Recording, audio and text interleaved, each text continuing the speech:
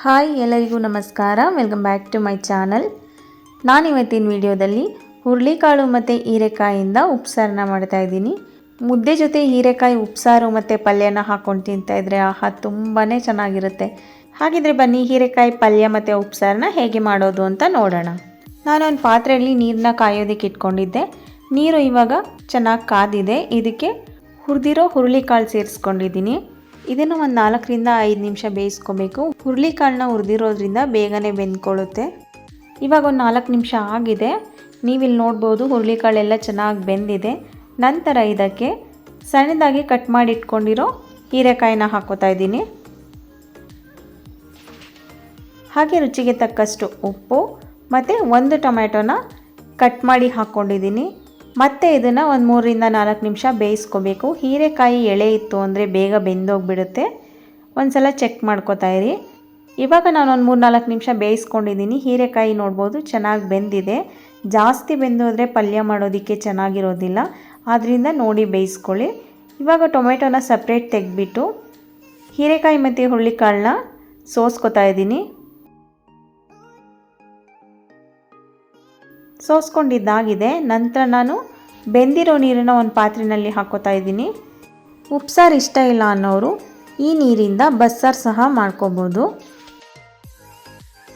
ಹಾಗೆ ನಾವು ಬೇಯಿಸ್ಕೊಂಡಿದ್ವಲ್ಲ ಟೊಮೆಟೊ, ಅದರ ಸಿಪ್ಪೆನ ತೆಗಿತಾ ಇದ್ದೀನಿ. ಸಿಪ್ಪೆನ ಸ್ಮ್ಯಾಶ್ ಮಾಡಿದ್ರೆ ಅಷ್ಟು ಚೆನ್ನಾಗಿರೋದಿಲ್ಲ. ಸಿಪ್ಪೆ ತೆಗೆದು ಇದನ್ನು ಒಂದು ಚಾಪರ್ಗೆ ಹಾಕೋತಾ ಇದ್ದೀನಿ. ನಂತರ ಇದಕ್ಕೆ 1 ಸ್ಪೂನ್ ಉಪ್ಸಾರು ಖಾರನ ಸೇರಿಸ್ಕೊಂಡು ಅದಕ್ಕೆ ಒಂದು 4 ಟೇಬಲ್ ಸ್ಪೂನ್ ಆಗುವಷ್ಟು ನೀರನ್ನು ಸೇರಿಸಿ ಪೇಸ್ಟ್ ಮಾಡ್ಕೋತಾ ಇದ್ದೀನಿ. ನೀವು ಮಿಕ್ಸಿ ಜಾರ್ನಲ್ಲಿ ಬೇಕಾದರೆ ಮಾಡ್ಕೋಬೋದು, ಅಥವಾ ಫ್ರೆಶ್ಶಾಗಿ ಉಪ್ಸಾರು ಖಾರ ಆಡಿಸಿತ್ತು ಅಂದರೆ ಅದನ್ನು ತೆಗೆದು ಟೊಮೆಟೊನ ಅದೇ ಜಾರ್ನಲ್ಲಿ ಹಾಕ್ಕೊಂಡು ರುಬ್ಬಿದ್ರೂ ಚೆನ್ನಾಗಿರುತ್ತೆ. ಇವಾಗ ಟೊಮೆಟೊ ಪೇಸ್ಟು ರೆಡಿಯಾಗಿದೆ. ನಾವು ಈ ರೀತಿ ಟೊಮೆಟೊನ ಪೇಸ್ಟ್ ಮಾಡಿ ಹಾಕ್ಕೊಳ್ಳೋದ್ರಿಂದ ಉಪ್ಸಾರು ಸ್ವಲ್ಪ ಗಟ್ಟಿ ಬರುತ್ತೆ. ಆದ್ದರಿಂದ ಈ ರೀತಿ ಮಾಡಿ ಹಾಕ್ಕೊಳ್ಳೋದು. ಇವಾಗ ಇದನ್ನು ನಾವು ಬಸ್ತಿಟ್ಟಿದ್ವಲ್ಲ ನೀರು, ಅದ್ರ ಜೊತೆ ಸೇರಿಸ್ಕೊಂಡು ಒಂದು 2 ರಿಂದ 3 ನಿಮಿಷ ಕುದಿಸ್ಕೋಬೇಕು.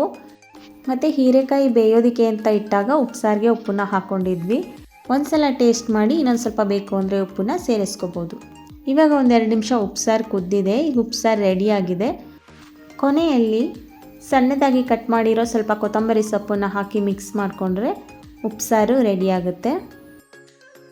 ನಂತರ ನಾನು ಪಲ್ಯನ ಮಾಡ್ತಾಯಿದ್ದೀನಿ. ಒಂದು ಬಾಣಲೆಗೆ 2 ಸ್ಪೂನ್ ಎಣ್ಣೆನ ಹಾಕ್ಕೊಂಡಿದ್ದೀನಿ. ಎಣ್ಣೆ ಕಾದ ನಂತರ ಒಣಮೆಣ್ಸಿನ್ಕಾಯಿನ ಹಾಕಿ 1-2 ಸೆಕೆಂಡ್ ಮಿಕ್ಸ್ ಮಾಡಿಕೊಂಡು ಕರಿಬೇವು ಸೊಪ್ಪು ಮತ್ತು ಕಟ್ ಮಾಡಿ ಇಟ್ಕೊಂಡಿರೋ ಈರುಳ್ಳಿನ ಸೇರಿಸ್ಕೊಂಡು ಈರುಳ್ಳಿನೂ ಸಹ 1 ನಿಮಿಷ ಫ್ರೈ ಮಾಡ್ಕೊತಾ ಇದ್ದೀನಿ. ಹೀರೆಕಾಯಿ ಮಸ್ಕಾಯಿ ಮತ್ತು ಹೀರೆಕಾಯಿ ಬೇಳೆ ಸಾಂಬಾರೆಲ್ಲ ಅಪ್ಲೋಡ್ ಮಾಡಿದ್ದೀನಿ. ಇಂಟ್ರೆಸ್ಟ್ ಇದ್ದರೆ ಡಿಸ್ಕ್ರಿಪ್ಷನ್ ಲಿಂಕ್ನಲ್ಲಿ ಹಾಕಿರ್ತೀನಿ, ಒಂದು ಸಲ ಚೆಕ್ ಮಾಡಿ. ಇವಾಗ ಈರುಳ್ಳಿನ ಫ್ರೈ ಮಾಡ್ಕೊಂಡಿದ್ದಾಗಿದೆ. ನಂತರ ಇದಕ್ಕೆ ಬೇಯಿಸಿಟ್ಕೊಂಡಿರೋ ಹೀರೆಕಾಯಿ ಮತ್ತು ಹುರುಳಿಕಾಳನ್ನ ಸೇರಿಸ್ಕೊತಾ ಇದ್ದೀನಿ. ಇದನ್ನು ಸಹ 1 ನಿಮಿಷ ಎಣ್ಣೆನಲ್ಲೇ ಫ್ರೈ ಮಾಡ್ಕೋಬೇಕು. ಇವಾಗ 1 ನಿಮಿಷ ಆಗಿದೆ. ಕೊನೆಯಲ್ಲಿ 3 ಸ್ಪೂನ್ ತೆಂಗಿನಕಾಯಿ ತುರಿನ ಹಾಕಿ ಮಿಕ್ಸ್ ಮಾಡಿಕೊಂಡ್ರೆ ಹೀರೆಕಾಯಿ ಪಲ್ಯ ರೆಡಿ ಆಗುತ್ತೆ. ನಾನು ಆವಾಗಲೇ ಹೇಳಿದಾಗೆ ಮುದ್ದೆ ಜೊತೆ ಹೀರೆಕಾಯಿ ಉಪ್ಸಾರು ಮತ್ತು ಪಲ್ಯ ಇದ್ದರೆ ಅಂತೂ ತುಂಬಾ ಟೇಸ್ಟಿಯಾಗಿರುತ್ತೆ. ನಿಮಗೆಲ್ಲ ಈ ರೆಸಿಪಿ ಇಷ್ಟ ಆಗಿದ್ದರೆ ಪ್ಲೀಸ್ ಒಂದು ಲೈಕ್ ಕೊಡಿ, ಹಾಗೆ ಒಂದು ಕಮೆಂಟ್ ಮಾಡಿ, ಮತ್ತು ನಿಮ್ಮ ಫ್ಯಾಮಿಲಿ ಫ್ರೆಂಡ್ಸಿಗೆಲ್ಲ ಶೇರ್ ಮಾಡಿ. ಹಾಗೆ ನೀವಿನ್ನೂ ನನ್ನ ಚಾನಲ್ಗೆ ಸಬ್ಸ್ಕ್ರೈಬ್ ಆಗಿಲ್ಲ ಅಂದರೆ ದಯವಿಟ್ಟು ಸಬ್ಸ್ಕ್ರೈಬ್ ಮಾಡ್ಕೊಳ್ಳಿ ಮತ್ತು ನಮ್ಮ ಚಾನಲ್ಗೆ ಸಪೋರ್ಟ್ ಮಾಡಿ. Thank you.